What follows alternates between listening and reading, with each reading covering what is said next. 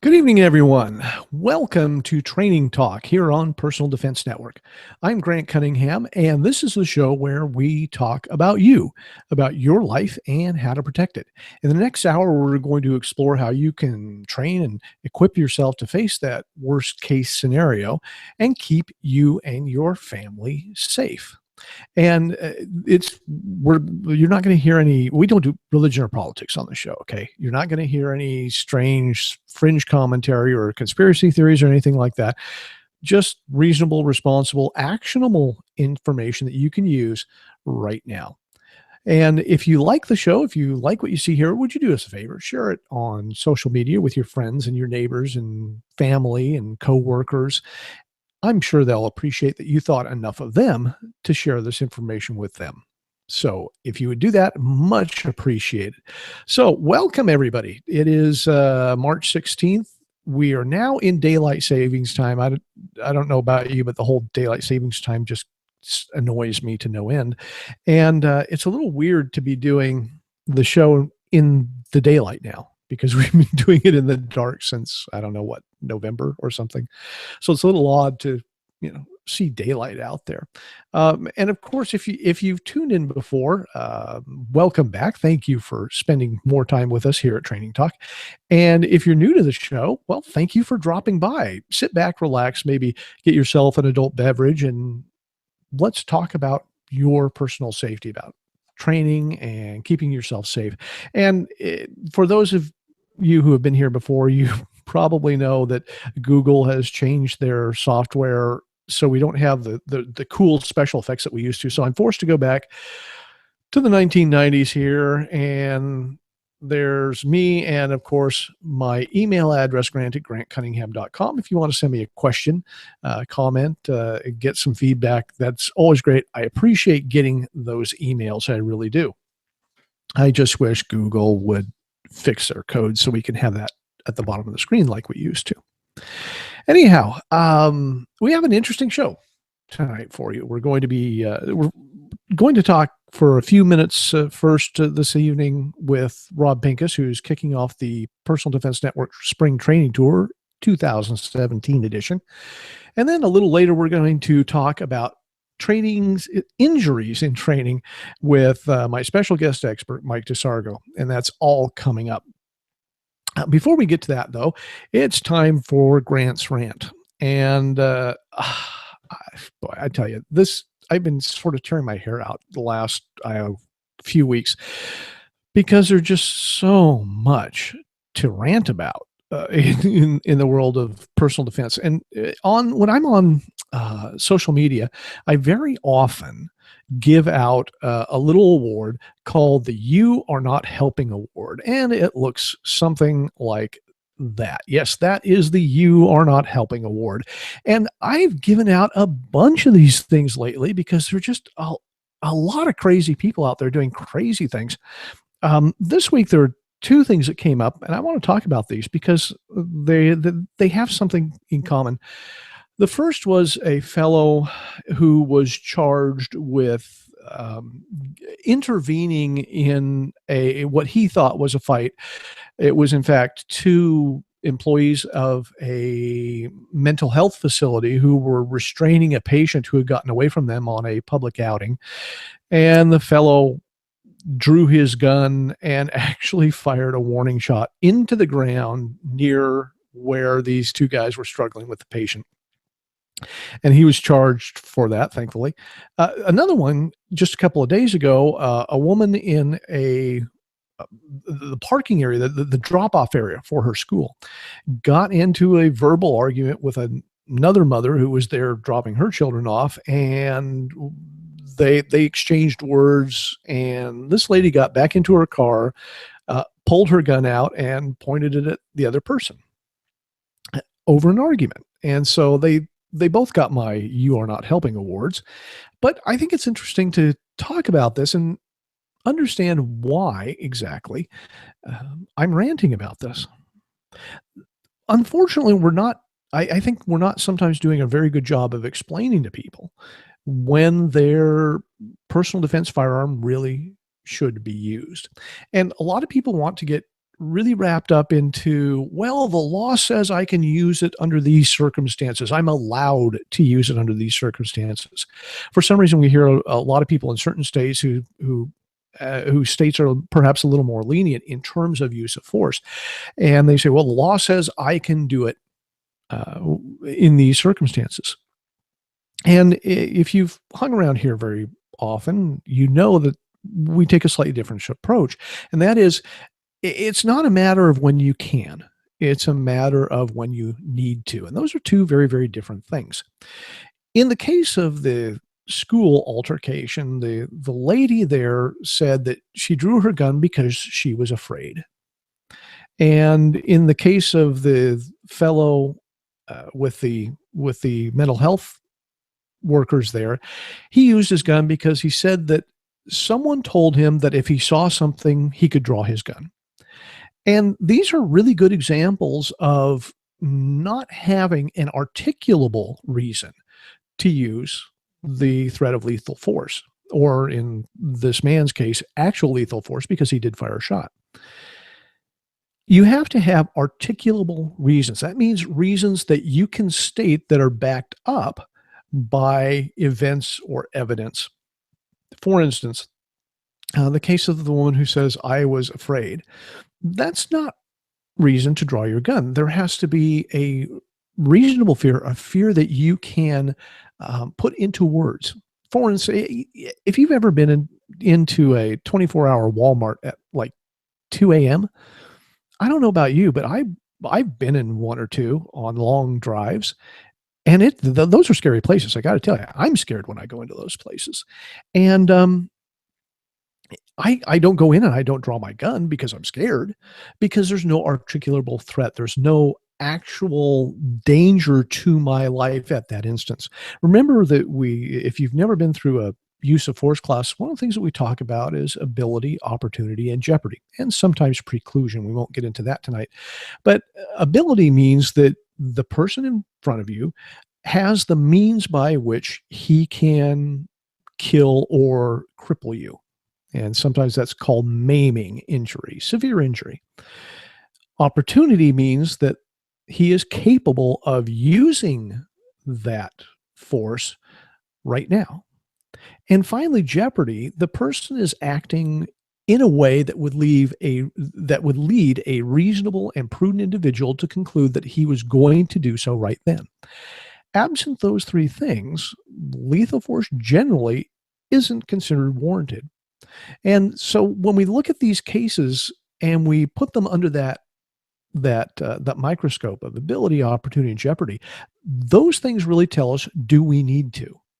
If in the case of the woman in the school parking lot, did the other person have the ability to harm her? She'd gotten into her car and closed the door. I assume her window was up and the doors were locked. Absent a weapon, was that other woman really a threat? Probably not. Uh, did the other woman have the opportunity to harm her? Probably not. Was she acting in a manner that would lead someone to believe that she would? Possibly. But the other two things aren't there. There's no real reason, no need to use lethal force in those cases. In the case of the man and the mental health workers, did he need to do that? Could he have intervened in what he thought was a kidnapping in some other way? Probably. So when we're talking about lethal force, it's not a matter of can you, it's a matter of do you need to. And fear, just being afraid, isn't enough. Remember, going into a Walmart at 2 a.m., I'm always afraid. I'm a short guy. I'm not a very big guy. Anybody over 6 feet is scary to me, but that doesn't mean I go in and draw my gun simply because I'm scared. If you don't understand the legalities of the use of force, there are lots of opportunities to learn about them. There are resources here at Personal Defense Network that you can avail yourself. You can avail yourself of our contributor, Andrew Branca, who teaches a great course called The Law of Self-Defense, and a superb book. If you don't own it, buy a copy of The Law of Self-Defense. And in fact, he'll be teaching on our spring training tour this year as well. So avail yourself of that. So, speaking of the spring training tour, Rob Pincus is down in somewhere in the wilds of Florida, and he is preparing to kick off the 2017 edition of the Spring Training Tour. Now, that gets started, I guess, this weekend, right, Rob? Oh, can't hear you, Rob. Oh, still can't hear you. Keep talking. Hi there. Yeah, PDN. Yeah, okay. Can you hear? Nod if you can hear me. Okay. Well, oh, hang on. No, still can't hear you. Darn. Okay, Rob's gonna pop out, pop back in again. This is live, folks. This is why we do this show. We have so much fun with this. Anyway, so while Rob's doing that, let's the Spring Training Tour gets, and he's back. Try talking now. Nope, cannot hear you, and I've got you all the way up. I cannot hear you now. No, don't know what to tell you. Okay. Well, you can just nod as I talk about the Spring Training Tour. How's that? All right. So Rob Marcel Marceau Pincus is is going to mime the Spring Training Tour announcement. But seriously, this gets started this weekend, right, Rob? Down in St. Augustine, Florida, and Rob's going to be there for the next 5 days teaching fundamentals of combat focused shooting, combat focused carbine, two-person armed defense around vehicles, armed defense home tactics. And this kicks off what I believe is a banner year, yes, for the Spring Training Tour. Yeah. We have an incredible range of classes, and I'm going to show you these here. Hang on here. I'm going to show you the Spring Training Tour classes. Let's get a screen share up here. There we go. And let's let you see what this is here. Here we go. There we go. Oh, more than 80 plus. It's upside down, but okay. Oh man, this is good. Okay. Anyway, 30 plus locations, he says. Hang on, this is even better. I'm going to stop the screen share because Rob's pantomime is even better than the screen share here. 10 instructors, including yours truly and Rob Pincus, going to be here. And just a great range of classes from a lot of really wonderful people. And he's got another one, a dozen or so topics. How many sponsors do we have, Rob? 7 sponsors. Wow. And while I show you this list of classes, I'm sure Rob is probably going to scribble out a list of the sponsors. But while he's doing that, I'm going to present this to everybody here. So here's the Spring Training Tour locations. We've got a lot. Look at this going on here. We've got Andrew Branca, I just talked about him, teaching the law of self-defense in Marietta, Georgia. Our friend Caleb Cossey, if you're a regular here on the show, you've seen and heard Caleb. He's going to be teaching one of his TACMED classes in Reno, Nevada. Andrew Branca again is going to be teaching his law of self-defense class. Barrett Kendrick, he's been on the show. He's going to be teaching defensive focused carbine.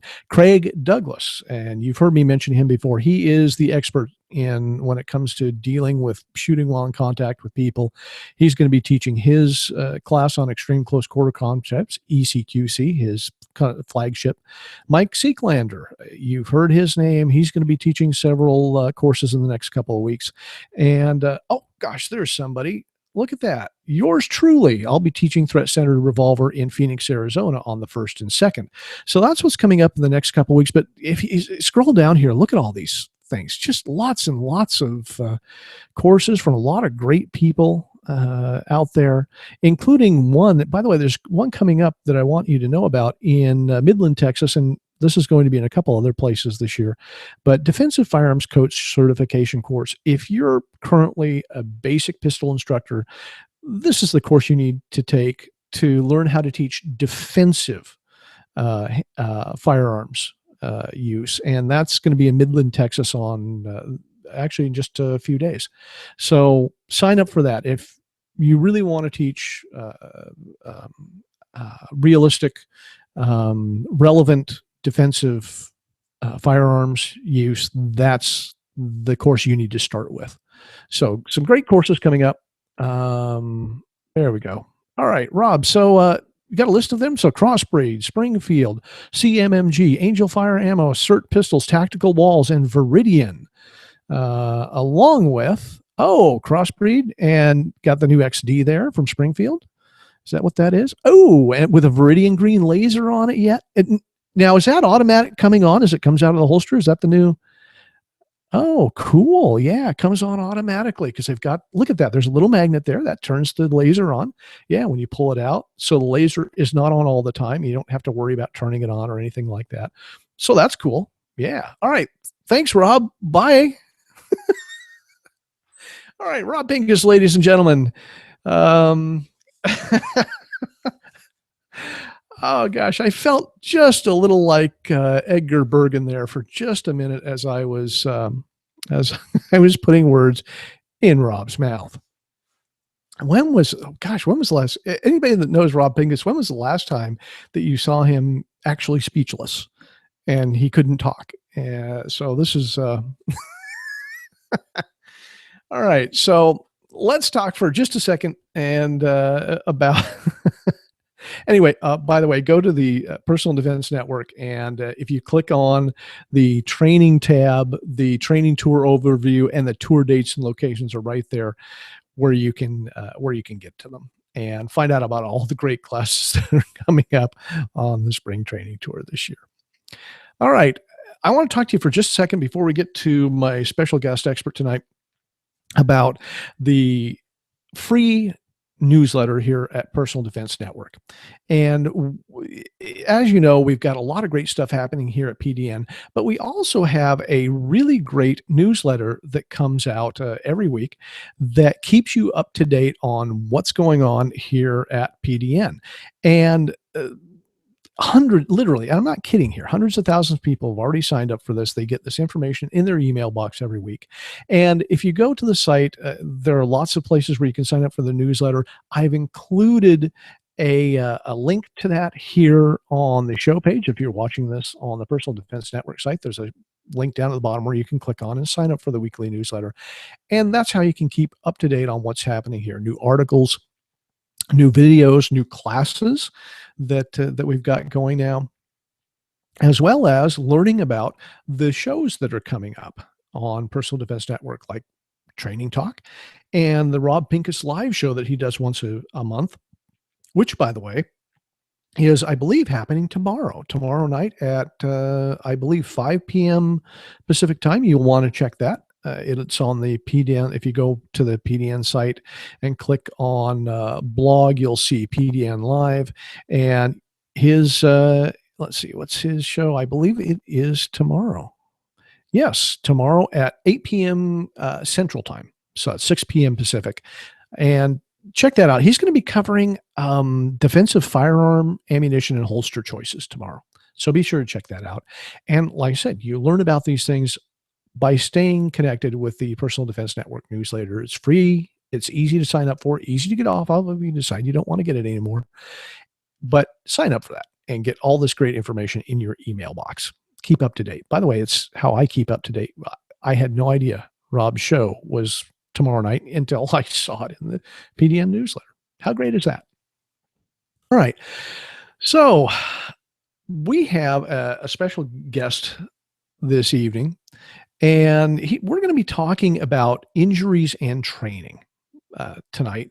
And I'm getting older. I worry about injuries and training, and I know a lot of people do. So that's what we're going to be talking about for the next 30 minutes or so with my special guest, Mike DeSargo. And Mike is, he has studied kinesiology and holds a certified personal trainer certificate from the American Council of Exercise, as well as certified personal trainer and performance enhancement specialist certifications from the National Academy of Sports Medicine. Mike currently works as an executive protection security specialist and conducts personal security vulnerability assessments for corporate security programs. And he is a combat focused shooting instructor and a martial arts instructor. And by gosh, he just does everything, doesn't he? This is his first appearance here on Training Talk. And welcome to the show, Mike DeSargo. Oh boy, hang on. Why aren't I hearing you either? Oh gosh. All of a sudden we don't have, what is going on with tonight? This worked a few minutes ago. Hang on, Mike. I'm going to mute you and then unmute you. Let's see if that does the trick. Okay. Are you there? Holy cow. Thank you, Google. Hang on just a second. Let's see if we can figure out what is going on here. And I know yeah, you can hear me, right? Just like, gosh, it's like Rob Pincus all over again. Let me close. Okay, let me try this. And Mike, yeah, I'm not, try talking, and yeah, it's, Google is not even showing any audio coming from you at all. Do me a favor. Log out, log back in again. Let's see what happens. Okay. I am not sure what's going on with Google tonight. But let's see here. Let me try this.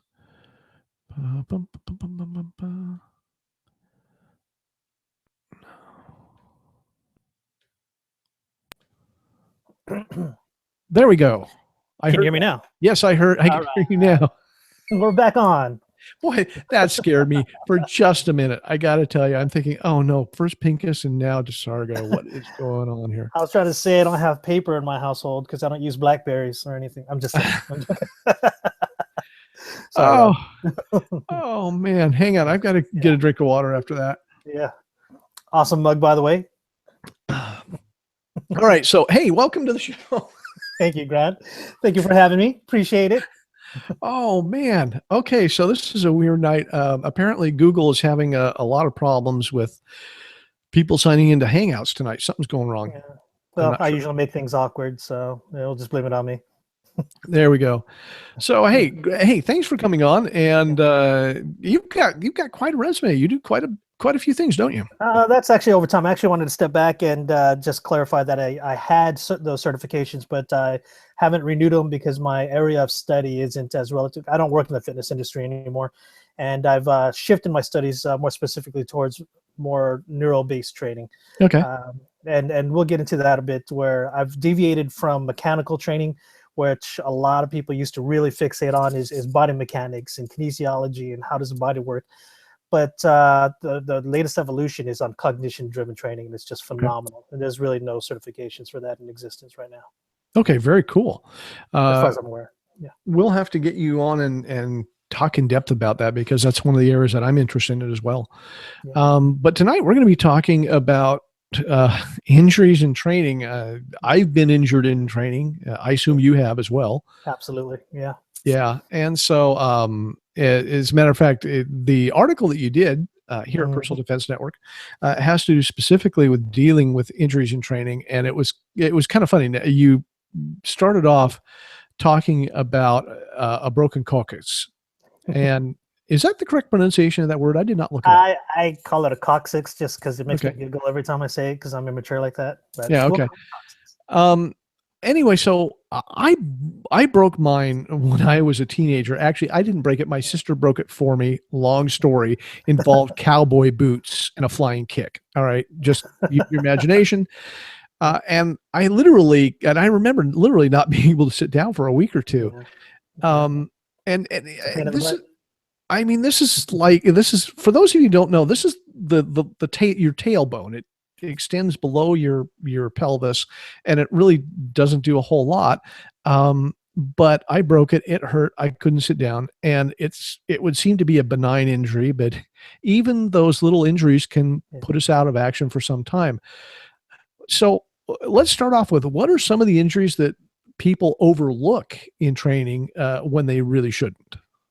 Well, I think some injuries that people tend to dismiss are little aches and pains in their feet, which could be a sign of plantar fasciitis. And if you continue training on that, it'll just get worse and worse, and it'll make it very difficult to walk and move around, and it'll lead to compensations. But the more critical injury that I concern myself with that's overlooked because most people don't recognize it is brain injuries, especially with personal defense and martial arts type training. We have closed-headed injuries that are from blunt force. You get guys who are real into simulating Dog Brothers type fights where they'll put on gear and they'll hit each other with sticks and may not really recognize, especially with their face covered, you may not see whether or not the person has any type of concussion or any signs of concussion. They might drop and people are still following up with ground and pounds and he might come back. There's not enough people trained to look for brain injuries in martial arts schools or things that matter. So people just go at it. They just go out in the garage. You have decelerations from knockouts. I'm sorry, the deceleration injuries, I should say. And what happens as your skull moves, when it suddenly stops, your brain keeps moving and it'll crash into your skull. And that's where concussions happen. And you also have hypoxia, meaning the lack of oxygen to the brain. And what tends to happen in grappling arts like jiu-jitsu is you'll get people who hold a rear naked choke and not know how long the person's unconscious before they let go. But what people generally do is start the clock after the end user lets go of the choke and start maybe 30 seconds to a minute and say, oh yeah, he's fine. It's only been a short time. Whereas they may not have recognized that how much sooner that time started while the choke was still in place. So I think that those type of injuries that could lead to brain injuries that are often asymptomatic for most untrained eyes are the critical ones to look for. And that's what I would recommend people really concern themselves with as far as long-term health in training. Now, you mentioned something interesting. I know this is certainly the case for me, Yeah. that a lot of trainers aren't trained to recognize these injuries, and that's kind of an issue, isn't it? Absolutely. It's an absolute risk. And it's a risk on many levels. There's a lot of people who train and teach people as a career, and that's something that they're not looking at is the financial liability, both from the legal perspective and also from the possibility of losing students because they don't understand why they feel sick and they don't want to show up to class. So that's one element outside of the ethical element of actually taking care of your guys. And we tend to have a narrow vision of just looking at the destructive part of martial arts, the destructive part of kick-assery, and not really looking at the picture as a whole. With the longevity of the practice, looking at the condition of the body. Dr. Robert Smith from Direct Action Medical Network, he's the guy that actually helped me reframe my perspective on training, where he looked at the body as part of your gear. You know, when guys aren't professionals, they'll go out and they'll do gear checks, make sure that everything's maintained. They'll take some time to be real passionate about cleaning everything, making sure everything's to spec. But we don't do that with our bodies. We don't do that with our rest. We don't do that with our regeneration, with our sleep patterns. And so I think that needs to be an integral part of our training formula. That's an interesting point. It's true. I think sometimes we take liberties with our bodies that we maybe wouldn't with the stuff, that we paid money for, not realizing that. What are some of the common injuries that you see in self-defense training, and we'll use self-defense training in sort of the broad term? Sure. Some of the common injuries, ironically, I think are eye gouges, where people will accidentally stick each other in the eye, either from just flinch startle responses or just hands flying out, or when they're sparring, maybe then they're holding their hands a little loose, and you'll get eyelids that get tend to be a little more sporadic with their motions and not have much fight maturity in regards to their emotional capability to cope with what's happening. Okay. So you get a lot of spontaneous movements. You get finger and wrist sprains from abrupt grip breaks. Say in personal defense, if you're grabbing on and you're holding on for your retention, your weapon retention, and the other guy tries to grab onto it and he'll hold onto it for dear life. And the other guy rips, and that's where you get a lot of the finger sprains and the wrist sprains and such, because both parties are being stubborn, because both parties are trying to do their job, and that's where you get a lot of finger sprains and wrist sprains. The most common all across the board, regardless of what sport or activity you're doing, is going to be ankle and knee injuries. more specifically with guys, because we don't have tails to balance the weight of our torso. We have glutes, and most guys don't concern themselves with a strong butt. Most people in the gym, you'll see them working their biceps or bench presses, which is really a antiquated way to train and exercise and condition. But having a strong core to stabilize three-dimensional movements, directional changes, the lack of gluteal strength will cause the knees and ankles to be a little flimsy. And as they try to plant and rotate, that's where you see a lot of it give out. A lot of ankles give out, a lot of eversion, inversion, rotational injuries in the knees and such. So you'll see that all across the board. Is there any one type of training or any one activity where people are more at risk for injury? And if you want, you can break this down to firearms training and martial arts training separately. Oh yeah, the type of training that I think has the highest risk is anything that has to do with throwing people on the ground, because you're getting the judo type injuries in the fingers when you're grabbing onto clothing. And again, going back to the ripping, the sudden ripping. So you get the risk of the fingers and wrist injuries, but you also get the injuries associated with striking, with deceleration injuries or concussions and such, because you're essentially hitting someone with the planet when you throw them. So coupling all that together, I think when you get someone who don't know how to break fall, or they'll try to sprawl their arm out, you get the elbow injuries, you get the wrist injuries. If someone doesn't know how to throw properly, or if you're going in for a controlled throw and the person doesn't want to be thrown, might react disproportionately and he lands on your knee funny. And so you get the risk of knee and ankle injuries and such. So most activities that involve throwing another human being probably carries the highest risk of injuries of any personal defense related techniques or tactics. It's interesting you mentioned that, because our friend and PDN contributor Cecil Birch has said, and Cecil is of course a multiple world champion in Brazilian Jiu-Jitsu, but he has said that all of his injuries have come when he was doing judo, because that's all about throwing people. And he said that's where all his injuries came from. So I think that pretty much underscores how dangerous that activity is. Yeah, and they have what's called grip fighting, and you have this heavy gi, this uniform, and to get that control, you got to really grip hard and torque your body. But what the response is to torque the opposite direction to not let that happen. And so that's where you see guys with taped up wrists and fingers, and then of course again the panic midair to try not to lose, and you get the back and knee and ankle injuries and such. From or at least from my observation, and I'm by no means an expert in this field, but from what I've seen, and this is coming from starting sort of in the firearms area and then going into in contact work, what I see most often are soft tissue industry injuries. I haven't seen a lot of broken bones other than ribs. I think every once in a while somebody gets jabbed in the ribs and breaks a rib, but what I see are soft tissue injuries. Does that jive with what you've seen, and what are the risks with the various soft tissue injuries? I think the greatest risk with soft tissue injuries, it goes back to having weak glutes or legs and core that aren't used to rotational changes, especially guys who are really competitive with training and passionate about training. Well, they'll go and do these single planar motions like powerlifting, and they develop really strong legs in the single plane of motion. Then they go to a much more explosive, repetitive, and dynamic activity where they're rotating. They'll plant their foot and rotate, and they'll start to tweak their knees and ankles and such. I think that's where a majority of those injuries will come from, is not training single leg stability, not training your balance well enough. The balance training does incorporate the core strength, the gluteals, the abdominals, and by training in a way that mirrors what you're doing, it could mitigate that significantly. The rib injuries that you talked about, it's usually going to be the lower injuries. They used to call them floating ribs because they're not attached directly to the spine, so those are most vulnerable to getting dislocated or broken in some way.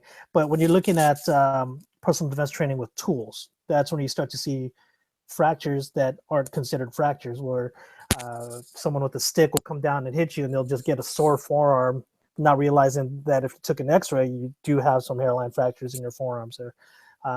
I a little bit of a tangent. So when you do a lot of contact, you kind of get used to contact to some degree.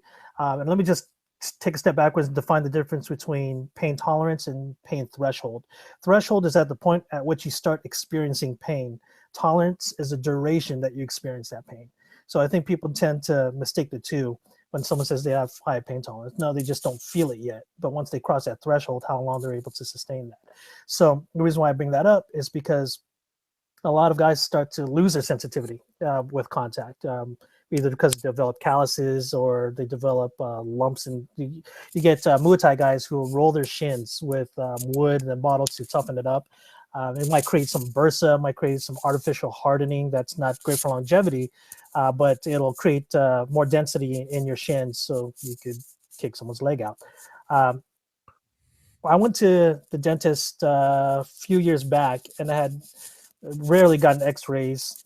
I'm really bad at medical stuff, but they were alarmed because they found multiple fractures that are old in my jaw that I had no clue that it was that bad. I have a bad right shoulder that in high school I can clearly recall something happened where it got stopped and then it just made my shoulder sore. And when I was 25 or so, I went to go get an MRI, and they found significant scar tissue as if it was on the verge of being completely separated. But it's that kind of ignorance where you just deal with the pain and you just suck it up. The pain is there, but we don't really discern it, especially if you're used to getting that significant of injury. And I grew up in a disadvantaged neighborhood where we don't really go to the doctor. We just pour some tussin on it and you just kind of get better. And so I have a lot of old injuries that have come back to haunt me in my adulthood. But I think that's what happens is there are injuries that people don't realize that they have because they don't know what to look for. That goes back to what we were talking about in the beginning of our conversation is it's not important to us. It kind of hurts a little, we'll pop some Motrin, we'll suck it up because we don't want to be looked at differently than anybody else that's suffering the same kind of discomfort. But in terms of longevity, it's not the wise route to go. You know, I know exactly what you're talking about because I grew up on a farm, and on the farm we were not wealthy people, and to compound it, we were a long way from medical care. And so I've got a lot of injuries that have sort of festered over the years, particularly with regards to injuries to my hands. And today I have a lot of problem with various kinds of injuries to my hands. My hands are not as flexible or as strong as they used to be. I also find now as I'm getting older, I'm over 50 now, I'm in my mid 50s. And I find that as I get older, I injure more easily. I think is a good way to put that. Is that unusual, or is it just me? Actually, that not only is that normal, I think that's a blessing. I think that as we get older, our threshold lowers a little bit, and our signals, our bodies are telling us, "Okay, stop it sooner." They try to get a hold of us sooner. Whether or not the healing capabilities are compromised, it's subjective, obviously, but the ability to detect any kind of compromise in your body is awesome. I mean, if we can remove the pain and put in a computer program and just tell us when we're losing strength in our tendons and ligaments and resiliency in that regard, so that way we can improve and be better. Because if we look at the belly of the muscle, most people can wrap their brain around, we want to have strong muscles, where we want to have some whey protein and, go for our personal best and stay hydrated, eat clean. Yeah, exactly. I mean, I don't mean to make a mockery of it, but we should take that same pride in our tendons and ligaments. We should take that same pride in our bones. But what tends to happen, I think, is that there's a badge of honor with injuries because it reflects how hard you worked, and when you worked on the farm, you knew that you were a hard worker because your hands were like, stuck in a certain position or something to that degree. I was an idiot, and in my youth, I did the silly thing and my knuckles are deformed. I don't know if you could see that at all, but it's one of those where you thought, okay, punch concrete, maybe get a little fracture, and then start tapping metal surfaces to build callus over it, and you get this big ball. And let me take back one step. People generally make decisions to either seek pleasure or avoid pain, and those are the two kind of students that we get. I was one of the students to avoid pain because I didn't like getting my butt kicked all the time. And so it was great to have this like hardened surface because it's just a little tap and you get great results by it. But now that I'm old and I don't live in a disadvantage, it's useless and I'm still paying for it. So it's a net negative, you know, and we don't need that kind of bravado. We don't need that kind of, there's knives and guns that we could use defensively. We don't need to injure our body in such a way that, you know, it'll be difficult to pick things up as we age. So I think aging it keeps us honest, and we should reevaluate our training method, training modalities, and lifestyle so that it fits what the human body actually does rather than frowning on age. One thing that always impresses me, I don't know if it's genetics, but for whatever reason, there's always footage from China with some 80-year-old dude doing Tai Chi, full range of motion, you know, full squats.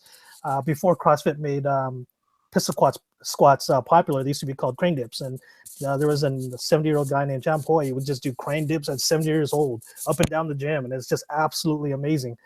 And that's a win to me. That's a win. You know, granted that we're at risk of violent encounters as we grow old, but I want to be old and mobile. I want to be old and healthy. That's not every fight is a gunfight. And usually that's the one that we overlook is how do we age well? How do we defend ourselves against the struggles of aging?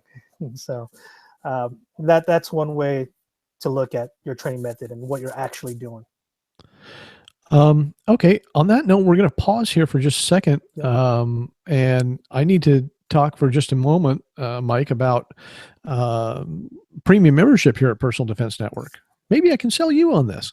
For those of you who, if you've availed yourself of all the great free information here at Personal Defense Network, great articles like the one Mike wrote, and of course the free videos that we've got and all the great resources here, you're all familiar with that.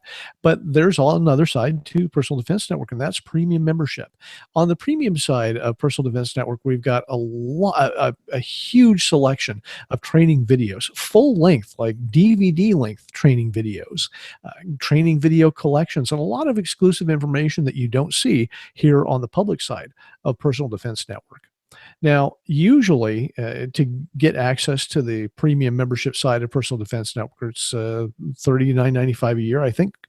But we have a deal for you. If you want to see all of the great full-length, extended-length, in-depth information that we have on the premium side of Personal Defense Network, you can get your first year of membership here at PDN for only $10, and that's like 72% off, something like that. So to get this special deal, your first year of access to the premium membership at Personal Defense Network, and this is full access. It's not restricted access. It's not limited to certain hours a day. It is full premium membership for $10 for your first year. All you have to do is sign up, and there are lots of places on Personal Defense Network where you can find to sign up. And of course, I've got a link here in the show page for you to sign up for premium membership. And when you get to the checkout, there will be a little box that says discount code or coupon. I don't remember which it says, but if you just put in, here we go again. Thank you, Google. Grant 10, GRANT, the number 1, the number 0, in the discount box there. And I'm not even sure. Can't even. Okay, here we go. Grant 10, GRANT, the number 1, the number 0, all one word. Put that in the checkout box, and you'll get your first year of premium membership here at Personal Defense Network for only $10. And that is just a screaming whale of a deal. Be sure to take advantage of that and check out all of the great extended, in-depth information, DVD length videos, exclusive access to classes, exclusive access to video collections where we put together all the best videos on one subject that you can get to very, very easily if you want to know about one subject in depth. Great resources. Premium membership has access to here at Personal Defense Network. And again, $10 for your first year. Grant 10, GRANT, the number 1, the number 0, all one word. Put that in. and you'll get your first year membership for $10. So isn't that a sweet deal? That's awesome. That is an I'll be awesome signing deal. up. I love that deal. It's huge, people, just huge. Huge. Anyway, so let's get back. We're talking about training injuries with Mike DeSargo here. And we were talking about injuries as we age. And one of the things that affects me certainly is there's a lot of training that I avoid today simply because I'm older and I don't want to go through the lengthy recuperation period that injuries have when I'm older. So injuries really affect your ability to train and practice defensive skills, don't they? Yeah, to a degree. Let me try to summarize my thoughts here. First, I want to say that you should really be able to fight from any position with any condition, because we're not always going to be in our optimal shape and form or optimal age and strength. We might have the flu, we might have a leg injury, and we need to be able to defend ourselves in any condition that we're in. That being said, we should do that as efficiently as possible. And that's where the mechanics becomes important and relevant, is that we still want to train to move in a way that we conserve as much energy as possible. And the whole idea behind forearms and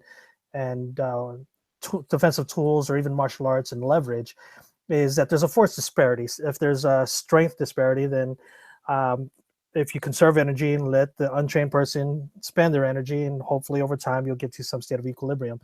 All across the board, whether it's unarmed or armed defensive training, it's to manage a discrepancy of force. So what happens when you're injured is that you develop muscle compensations, and the best way to identify this is with a squat assessment.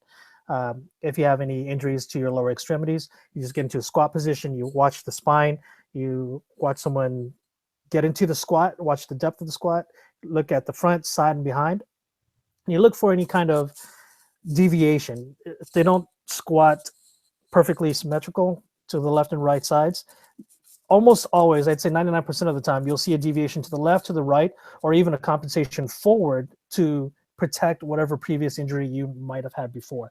And that's a perfect example of how the body starts conditioning how you move in an efficient way, but to protect what it detected was a previous injury. So any injuries that were only treated with non-steroidal anti-inflammatories like ibuprofen and such, or corticosteroid shots to make the pain go away. Most treatment modalities only treat the pain and make that go away, and maybe some physical therapy, but even that's finite. The habituation of compensated movement patterns make you move less efficient. It compromises your balance, and the summation of all of that makes you less efficient in a personal defense situation. It might make you more vulnerable to losing your balance on a non-slippery surface where it's actually stable, but now you're in a compromised position because you didn't remedy your knee injury, or you didn't remedy your muscle imbalances and such. So we do want to address the muscle imbalances, correct them accordingly. And that's where it gets deeper. We start to go down the rabbit hole of, you need to understand that there's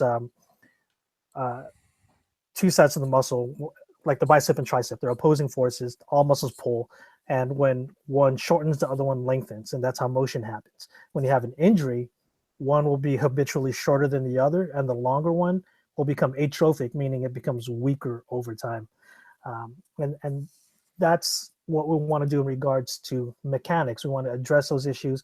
It's much more in depth with how to remedy all of that, but that's the simplest way I can explain the criticality of addressing muscle imbalances. Okay. Now, the other part of it's whether or not it affects your defensive skills and training.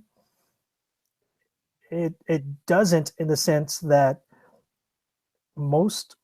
as we age, we get weaker physically, but our brain can continue to sharpen as we get older. So our sensory feedback systems, our visual feedback, even though we might lose visual acuity, we don't lose our ability to detect motion. It's all in our peripheral vision. I should say we lose it at a much lesser rate than we do with our acute vision. So we can still be able to detect motion. The proprioceptive qualities, what that means is an awareness of where you are in space and the way it works is you have these tendons that connect muscle to bone, and there's these little sensors in there that detects pressure. So there used to be an old adage of you'll lose motor skills under stress. That's not entirely true. People can remain standing and oriented and run away, and that all happens with proprioceptive qualities. So these kinds of sensory feedback systems, you can improve your recognition systems and your ability to process that information. This is going back in the beginning where I talked about cognition-driven training. You can continue to improve your reflexes with cognition-based training rather than mechanics-based training. And this is where, in that regards, it doesn't affect your defensive skills practice. So some of the things that you didn't want to practice that may have seemed athletically demanding was more on a flaw in the approach to learning that skill or technique. Let's take, for example, another thing with space, because a lot of de-escalation happens before contact, so we can't really use indexing of any kind. We all have a sense of personal space. And some people, you don't want people to get too close, but if you shop at Ranch 99, the person behind you might think there's too much space and they'll get nuts to butts like you're doing a room entry of some kind. But the point is that we intuitively have a sense of personal space. And if you can develop that, you can learn how to parallel park. The way that happens is when you connect yourself to the car, your sense of personal space extends to the perimeter of the car. And that's where you have an intuitive feel, aside from using your visual systems and the mirrors and such, of how to parallel park. You could use those systems in what Doc Smith, second reference to him, what he refers to as a human weapon system, that sense of pure personal space in your parietal lobe. You can expand that and you can develop recognition, and you'll be able to process your distance and angle relative to possible threat trajectories of a bad guy or a threat. You can condition that over time as you get older. You can maintain and manage your space, and that'll give you just enough advantage to initiate contact in a more advantageous way, rather than a random, uncontrolled, spontaneous way, where now we're really relying on athleticism. So in coupling your visual feedback systems and your proprioceptive feedback systems, refining that and focusing more on processing information and developing your recognition, you can continue to get sharper as you get older. And you don't need to practice mechanics. As a matter of fact, there's more and more fighters in the UFC that are saying they don't do hard sparring. Some people do light or no contact sparring because it's a net negative. You can't harden the brain. You just accumulatively gets weaker and weaker over time with so much contact. And I'll discuss that later as it becomes more relevant. But the point I'm making here is you don't need contact. You don't need athleticism to become better at defensive training. Okay. We've got just a few minutes here left, and I want to talk for a second about, we talked earlier about a lot of injuries don't get treated, and sometimes because, they don't require hospitalization, so we tend perhaps not to think about them. Is there anything a student can bring to class, a training first aid kit, if you will, that will help them treat and recover from the common injuries that maybe aren't life-threatening, but are still debilitating over time? Yeah, and the type of injuries that are debilitating over time will be the soft tissue injuries. And I highly encourage my students to take the time to get a foam roller, or if they could go hands-on with a good masseuse, to get in there and massage any knots. So what a knot is essentially the body's duct tape. You got micro tears in the tendons or maybe in the ligaments and the muscle tissue, and it'll wrap itself around the tissue. But what happens is over time, it'll start to shrink and get tight. And that's what manifests as a knot when we feel knots in our shoulders and such. And what we want to do is break up that collagen tissue, because going back to what I said earlier, where there's going to be an opposing muscle that's going to be elongated as this one tightens. This one has to get longer, it becomes more atrophic and weaker. And what also happens is if you stretch, and this is where stretching, another reason why stretching before working out is actually bad for you. First, let me get to that point. Stretching before working out is bad for you. It doesn't help prevent injuries. It actually exacerbates the risk of injury. And the reason why that is that when you stretch a muscle, you're deactivating it. You're turning it off, and you're making it, the idea is to make it more pliable, but we're essentially making it looser, especially if we don't stretch in regards to any muscle imbalances. But if you see swimmers, you see them stretch before they take a lap. But the critical thing that they do is they do this weird wiggly thing where they wiggle their whole body. And what they're doing is reactivating the muscles. And the thing with swimmers is that what's critical for them to be efficient in the water is a full range of motion. And that's where they're trying to really loosen up the joints and loosen up the tendons to make sure they got that full swim stroke. But they will almost, I haven't seen a single swimmer that didn't do the swim wiggle before they hit the board. So you really shouldn't stretch before you warm up. You want to massage out the knots. And the foam roller, it's this tube-looking thing. It's made out of foam in different densities, and you could roll the belly of the tissue to get into the knots and such. That's one of the most critical things that you can do. What people feel when they warm up by stretching. So if I stretch one muscle, that means the opposite muscle has to tighten, and it's the tightening of the opposite muscle that's warming you up. And a more accurate warm-up would be to massage the muscles that are tight in regards to any identified muscle imbalances. So you don't want to massage the entire body as a blanket statement. You want to be able to roll out the specific target areas where maybe if I have forward shoulders because I bench press a lot, I'm beefcaked out.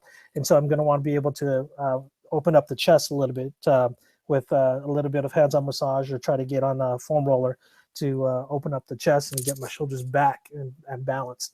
I don't want to have to stretch my back and make this worse, if that makes sense. Okay. And then more accurate warm-up following breaking up the collagen fibers would be to do motions that actually simulate the activity you're going to do, but at a much smaller or intensity, much lower repetition. But you want to be, so if you're practicing high compressed ready, maybe get some resistance bands and just warm that up. If you're going to do any kind of grip training where you're going to work on rep and retention, then doing finger exercises like this is more accurate warm-up.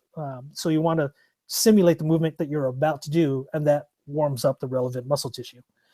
Following the workout, after warm, is the time to stretch out the muscles that are overactive, where if I have knots in my quadriceps that I just rolled out in the beginning of the workout, then those are the muscles I want to stretch at the end of the workout.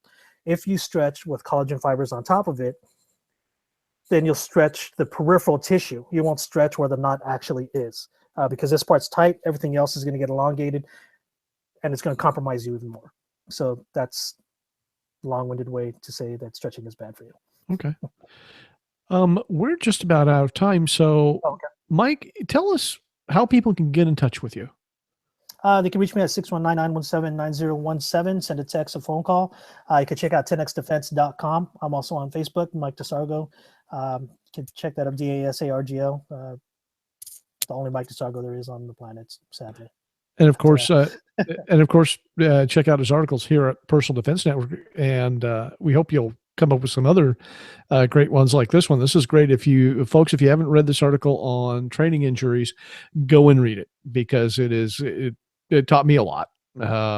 Again, I'm not an expert in this particular field, and I learned a lot from that article. I thank you for writing it. It was great. Thank you. I'm glad and thanks for coming on the show. Thanks for having me.